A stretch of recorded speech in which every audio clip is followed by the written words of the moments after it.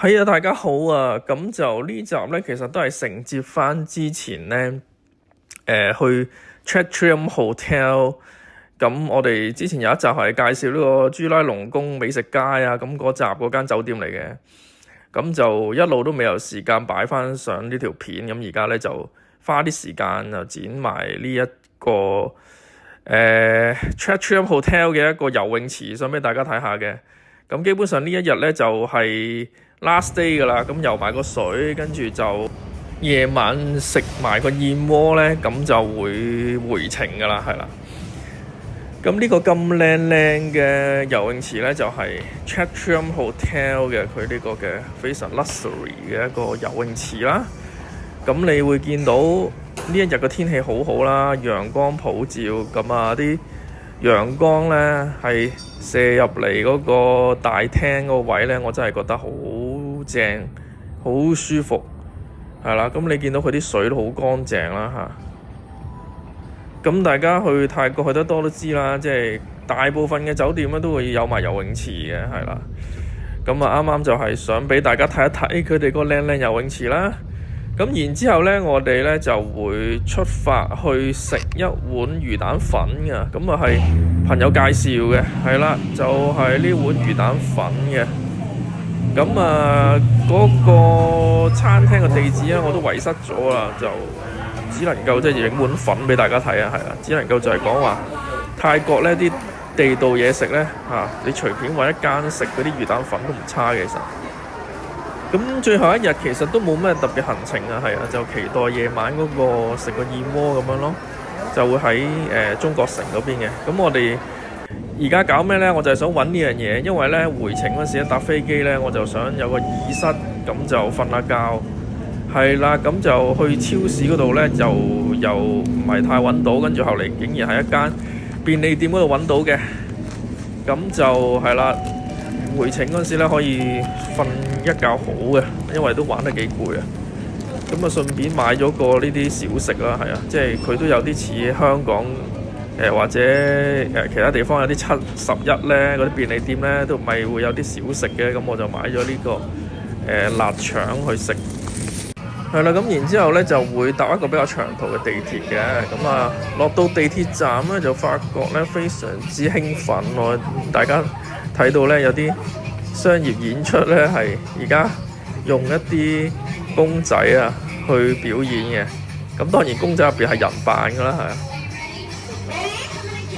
但係佢哋真係跳得好賣力㗎嚇，好好笑我覺得係，即係好帶動到現場個氣氛嘅。大家你見到嗰啲年青人咧睇到好開心，好正啊！好有創意。其實泰國佢哋嗰啲 marketing，我相信大家都有睇過嗰啲泰國廣告㗎啦，係啊，係好多笑料嘅，同埋好用心拍嘅，度到好多搞笑嘢出嚟嘅。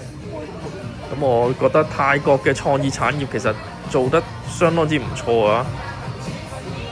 咁呢首歌亦都係好多人攞嚟玩㗎啦，就係阿伯豬嗰首啦。係啊，咁佢哋真係跳得好賣力喎。係啦，咁就因為坐咗一個長途嘅地鐵啊，所以離開地鐵站咧，出到嚟咧都已經係天都黑埋啦，係啊。咁我哋專登咧嚟呢個華南浦火車站嗰度落車嘅。咁係因為咧呢度有個打卡嘅勝地嘅。係啊，你見呢個華南浦火車站都幾靚嘅，入咗夜之後咧個燈光好迷人嚇。咁咧呢個打卡勝地咧就係呢條橋啦，佢就係喺條運河上面嘅一條橋嚟嘅，係啊。你睇下掛晒啲燈咧，好多人喺度影相嘅。咁喺呢條橋上面咧就聚咗好多啲遊客嘅，係啦，外國嘅遊客啊，係啦，華人啊，遊客啊，好多嘅。咁就大家都係喺度影相。咁你見到成條運河咧兩邊咧嚇都掛晒啲燈飾喺度嘅嚇。咁喺運河嗰個位咧行多大概7-8分鐘度啦，就會嚟到呢個曼谷嘅唐人街㗎啦。